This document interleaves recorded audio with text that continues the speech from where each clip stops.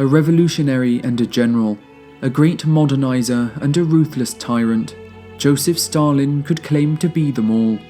One of the most influential figures of the 20th century, he would rise from humble beginnings to become the leader of the Soviet Union, one of the world's largest superpowers, being unafraid to sacrifice anything or anyone to achieve power. His political opponents would be shot, his own citizens would be hunted down by the secret police, and millions would be sentenced to back-breaking work in the Gulag labour camps. This is the story of Joseph Stalin.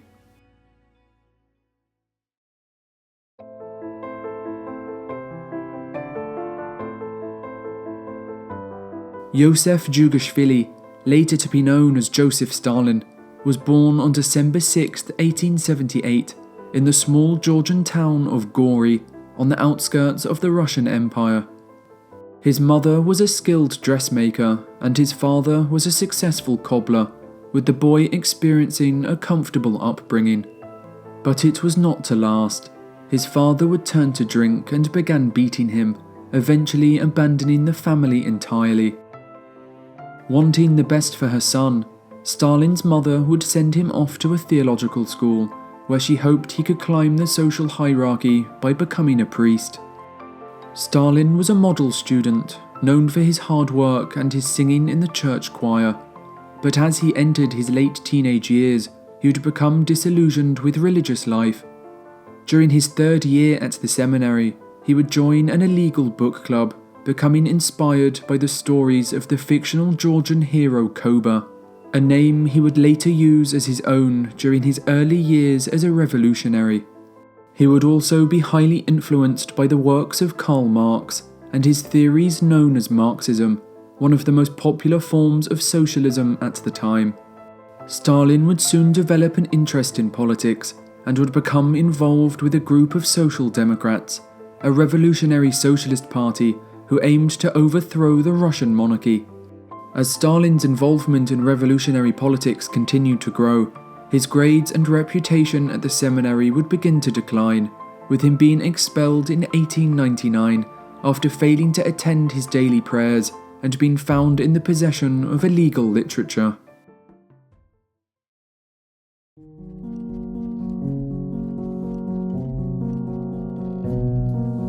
At the age of 22, following a wave of harsh crackdowns by the authorities, Stalin would leave his old life behind and go into hiding, becoming a full-time revolutionary.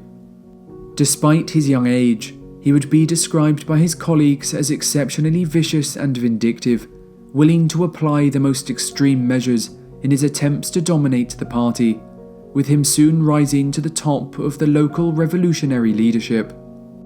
Stalin would soon find himself drawn to the teachings of Vladimir Lenin, the leader of a socialist faction known as the Bolsheviks, who followed a more radical and militant course of action. Stalin would quickly become a leading Bolshevik in Georgia and the surrounding area, and while living with a colleague, he would meet his first wife, Yekaterina Svanitsa, with the couple marrying in 1906. Less than a year later, Stalin's first son, Yakov, would be born. But the dangerous life of a revolutionary did not mix well with family. After travelling to the city of Baku with her husband, Yekaterina would fall seriously ill, dying in November 1907. Her death would have a profound effect on Stalin, and at the funeral he would state, "This creature softened my heart of stone. She died, and with her died my last warm feelings for humanity." Unable to deal with his grief, Stalin would abandon his 8-month-old son Yakov to be raised by his mother's family, not returning to see him for several years. As the years went on, Stalin would rise through the ranks of the Bolsheviks, becoming known for his ruthless methods, raising money through armed robberies, protection rackets and ransoms. In 1912, he would adopt the name Stalin, meaning man of steel. But Stalin's newfound fame would also make him a high-priority target for the police. In 1913, he would be caught and sentenced to 4 years of exile in Siberia, an inhospitable region of eastern Russia. It would be one of Stalin's lowest points. During this period, he suffered with poor health and became increasingly depressed in his isolation, with the 35-year-old seeking companionship with a local 14-year-old girl, with it being rumoured the two had a child together. He would slowly stop producing revolutionary works, and in 1915, Lenin would famously forget his last name. For Stalin, it appeared the revolutionary dream was over.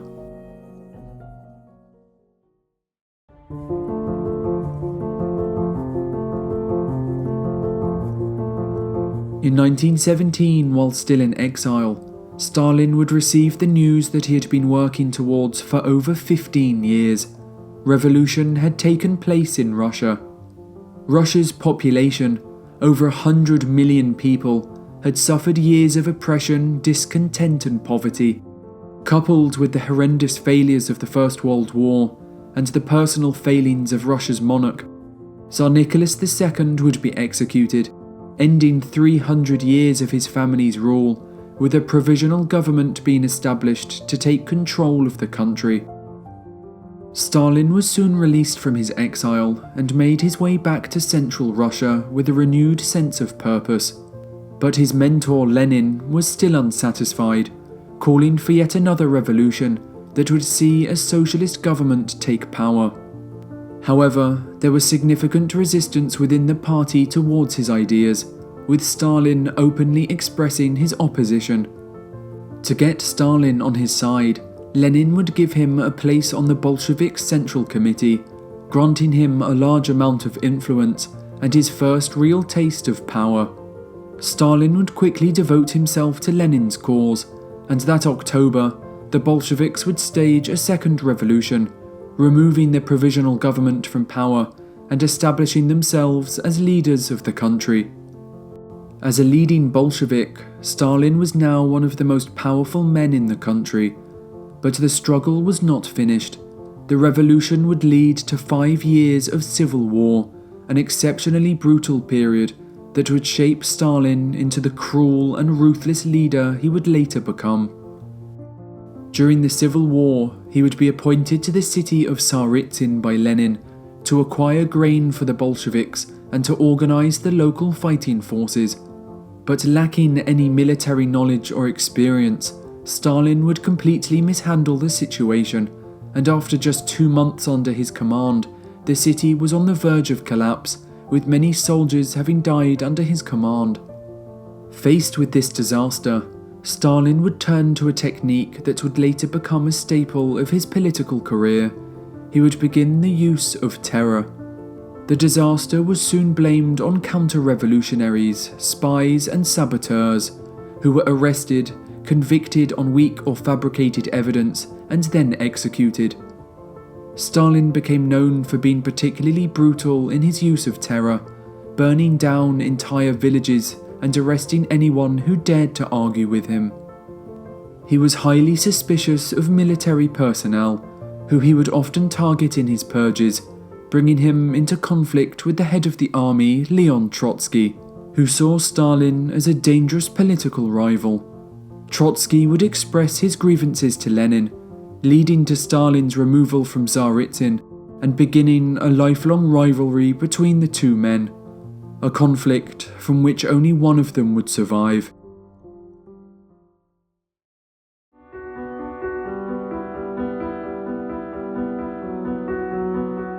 In 1922, the same year the Soviet Union was formally established, Stalin would be elected to the position of General Secretary, a role he would use to secure his rise to power.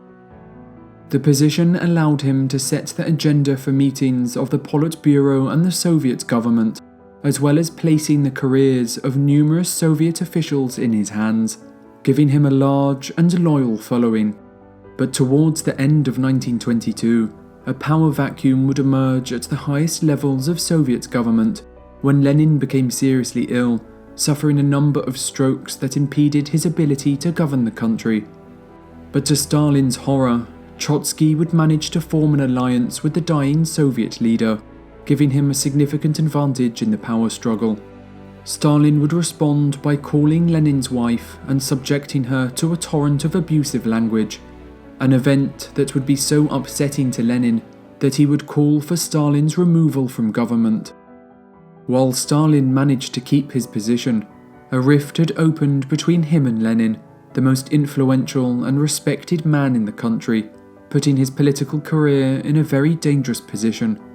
But in 1924, Lenin would die, giving Stalin the opportunity to reshape their relationship in the eyes of the public. And so he would take control of the funeral, giving himself the politically significant role as one of Lenin's pallbearers. Lenin would be enshrined in Moscow's Red Square, with Stalin portrayed as the protector of his legacy in Soviet propaganda. Trotsky, his hated rival, was given the wrong date for the funeral, causing him to miss the event entirely. Over the next few years, Stalin would expertly manipulate events to secure his rise to power, pitting his rivals against each other and eventually amassing enough support to strip Trotsky of his position in government. With his main political opponent gone, there were few left to oppose Stalin. He would systematically demote, arrest and exile his political opponents, and by 1928 he would emerge as the sole leader of the country.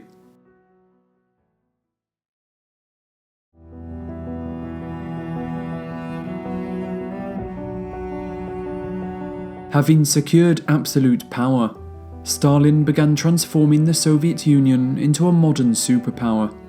In 1931 he would state, "We are 50 or 100 years behind the advanced countries. We must make good this distance in 10 years. Either we do it or we shall be crushed." He would begin a policy of rapid industrialization, launching a series of 5-year plans to grow Soviet industry. But the implementation of these plans would be chaos. Ignoring the advice of economic experts, Stalin would double and then triple production targets, nearly none of which would actually be met. Inflation was rampant, money was spent with no budget, and entire factories were constructed with only half-finished blueprints. But despite this, production did see a notable increase, securing the Soviet Union's place as a modern industrial nation. To support industry, a policy of forced collectivization was implemented, where peasants, the country's largest group of people, were stripped of their private property and forced to work for the state on collective farms. Anyone who refused was beaten, shot or sent to labour camps known as gulags, where they would be used for slave labour. But the policy would be met with extreme resistance, with many peasants preferring to burn their crops and slaughter their animals rather than let them be taken by the state. In some instances, Stalin's response was extreme, with villages that refused to comply being bombed out of existence by the Air Force. With the peasants lacking any economic incentive to work, agricultural production saw a massive decline, soon leading to a devastating famine. Reaching its peak in the winter of 1932 and 1933, the famine is estimated to have caused the death of up to 7 million people, with millions more being left permanently disabled. Parents would sell their children for food, with the countryside seeing widespread cases of disease, banditry and cannibalism. Anyone who kept stores of grain was accused of hoarding, and were beaten and tortured until they gave up their supplies. The famine would hit Ukraine the hardest, with 3.5 million people dying there alone. The Ukrainians would call the famine the Holodomor, a name that means murder through starvation. Stalin would only make things worse, exporting 2 million tons of food out of the Ukraine and forbidding those that lived there to move away. Their only option was to wait and die, with thousands of starving people turning to cannibalism to survive.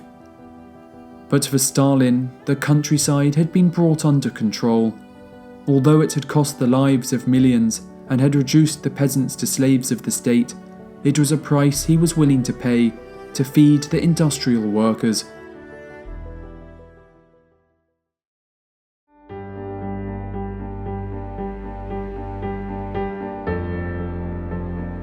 But as the 1930s went on, Stalin would become increasingly paranoid of those around him, constantly searching for traitors and conspiracies, and looking for ways to secure his power. He would first target his political opposition with the assassination of Soviet politician Sergei Kirov, providing a pretext for convicting his most influential opponents of conspiracy.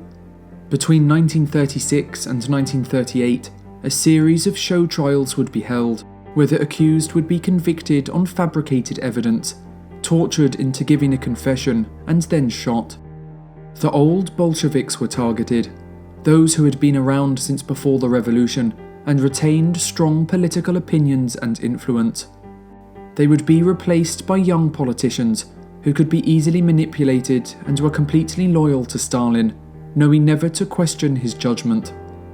Army officers soon came into the firing line, as Stalin believed their power and influence had grown too strong. Many were convicted of working as agents for Trotsky, with over 35,000 officers being shot or imprisoned, and the Navy losing every single one of its admirals. But soon the purges would extend to every corner of Soviet society. Ordinary citizens were encouraged to report suspicious friends and family to the authorities, many of whom would do so out of fear of being targeted themselves. The secret police were also appointed a new leader, Nikolai Yezhov, who would set his officers' arrest and execution quotas, often purging his own staff to impress Stalin. At only 5 feet tall, he was soon nicknamed the Bloody Dwarf, true to his enthusiasm for torturing his victims. Between 1937 and 1938, an average of 1,500 people were killed every day, a period known as the Great Terror. Around 1.6 million people were arrested, 700,000 of which were executed, with an unknown number dying in labour camps and torture chambers. Stalin's paranoia had become extreme, with a colleague describing him as suspicious to the point of insanity. His purges would also have a devastating effect on Soviet society, with a culture of fear and distrust emerging. Those working in industry were afraid to suggest any changes or innovations that could get them accused of sabotage, leading to a slowdown in economic growth. The military were particularly affected, and would suffer from an extreme shortage of experienced commanders, with discipline and quality suffering as a result. And with war on the horizon, the purges could not have come at a worse time.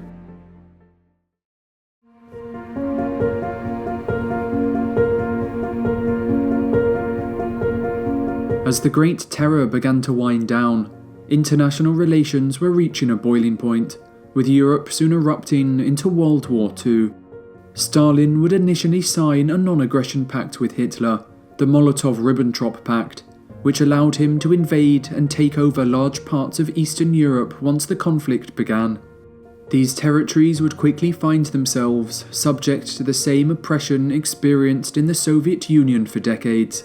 The most notorious example of this was the Katyn massacre of 1940, where almost 22,000 Polish prisoners were killed to prevent any ideological opposition from emerging. That same year, a Soviet agent would also manage to hunt down Stalin's longtime rival, Leon Trotsky, assassinating him with an ice pick in Mexico City. But soon, things would turn against Stalin, with Hitler breaking their non-aggression pact and launching a surprise invasion of the Soviet Union on June 22, 1941. The Soviet army, completely unprepared and weakened by Stalin's purges, would suffer devastating losses, with Stalin himself entering a state of shock. Just a week after the invasion began, Stalin would disappear from the government and began hiding away in his Moscow home, with a terrified group of officials being forced to approach him to convince him to lead the war effort. But Stalin's military leadership would be filled with the same brutal tactics he had employed throughout his career. He would insist that every inch of ground be held, giving the death sentence to those who surrendered, leading to the pointless loss of thousands of men. Those deemed to be fearmongers or cowards were placed in special penalty battalions, who would be sent to their death at the start of battles, to help reduce enemy ammunition. Taking this further, he would make it illegal to be taken prisoner, with the families of prisoners and deserters being stripped of their government pensions and arrested. Terror was also used to maintain army discipline, and just 4 months after the outbreak of war, over 10,000 members of the army had been shot by their superiors, often directly in front of their comrades. But despite this brutality, the tide would soon turn, with a combination of Soviet heroism, Russian heavy industry and Western assistance pushing the Germans back. By 1944, Nazi Germany were in full retreat, with the Soviets claiming a large portion of Eastern Europe and eventually capturing Berlin itself. But it had come at the cost of 25 million lives, the highest death toll for any country in the Second World War. Victory in the war would greatly benefit Stalin's dictatorship, with Soviet propaganda portraying him as a hero. At home, his rule was unquestioned, and he now owned a vast empire that spanned over 2 continents. From his humble beginnings in Georgia, he had risen to be the leader of the second most powerful country on earth, surpassed only by the United States.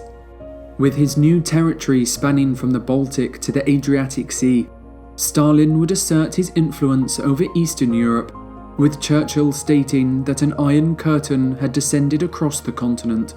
The Cold War had begun, a conflict that would come to dominate the rest of the 20th century, with Stalin battling the West for control and ideological influence in Europe for the last years of his life.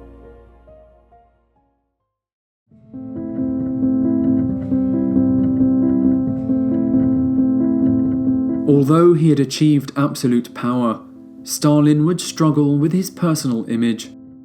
He was a man of small stature, measuring at only 5 feet 4 inches tall. He would often wear shoes with thick soles to make himself appear taller. His face was also heavily marked from the scars he had obtained after contracting smallpox in his youth. He would take every measure to hide them, employing makeup artists and airbrushing photographs to make his face appear smoother. Those that met him were often shocked by the small and disfigured man they would see, far different from the heroic figure portrayed in Soviet propaganda. But in his final years, Stalin had become paranoid and lonely, having no one around him he could trust. He had arrested and killed a number of his own family during the Great Terror, and his first son, Yakov, had been captured and killed during the Second World War. Stalin had also married a second wife, Nadezhda Alliluyeva, in 1919, although he would be consistently unfaithful, with Nadezhda committing suicide in 1932 after the couple had a public argument. Their children, Svetlana and Vasily, would both experience difficulties as children of a dictator. Vasily was an arrogant and irresponsible young man, becoming accustomed to being treated like royalty. During the war, he would become a 24-year-old general, but acted with a total lack of responsibility. He would go fishing with his subordinates, using explosives to stun the fish, leading to the death of an officer. He would also struggle with alcoholism, and had contracted a number of chronic diseases by his 30th birthday. After his father's death, he would be imprisoned after a drunken outburst, dying in exile at the age of 40. While Svetlana received more love and attention, she would often come into conflict with her father over her relationships, with Stalin once arresting a boyfriend he disapproved of. Their once warm relationship would grow distant as the years went on, with Svetlana choosing to defect to the United States after her father's death. Stalin's health would begin to seriously decline in his final years, due to years of smoking, drinking, and overwork. He would suffer a debilitating stroke on March 1st, 1953 in his Moscow home. His guards, terrified of upsetting him, would refuse to enter his room without permission, with it taking hours before they found the courage to enter, finding him lying immobilized on the floor. His top associates were quickly summoned, but even they were too afraid to take any real action. Stalin had recently become convinced that his own doctors were trying to kill him, and it would take many hours before anyone was confident enough to call a medical professional. But by then it was too late, with it being determined that the dictator had suffered a cerebral hemorrhage, with him dying on March 5, 1953, after several days of paralysis, having lived to the age of 74. Joseph Stalin will go down as one of history's most notorious leaders. He can be credited with transforming the Soviet Union into a modern superpower, and for leading the country through the Second World War, but it came at an immense cost. Between 1930 and 1952, over 26 million people had been shot, imprisoned, or subjected to internal exile, an average of over 1 million per year. Tens of millions more would be arrested without charge, evicted from their homes, or forced to work on dangerous projects, with it being estimated that at least 60 million people had been subjected to some form of repression during Stalin's rule. But despite this, many Soviet citizens would remain devoted to their leader. The state produced an endless stream of propaganda, portraying Stalin as a hero and a father figure. Paintings, songs, and statues were all commissioned by the dictator, with several towns and cities being named after him. Official history books would distort events beyond recognition, and he would go as far as to doctor historical photographs, removing his political rivals from important events in Soviet history. This propaganda would be incredibly effective, with many expressing genuine grief at his death and worrying about a future without his leadership. Even prisoners in the Gulag, many of whom Stalin had sent there himself, are known to have wept at the news of his passing. Hero or tyrant, a great modernizer or a ruthless killer, there can be no doubt that Stalin was one of the most influential figures of the 20th century, whose legacy has shaped the world as we know it today.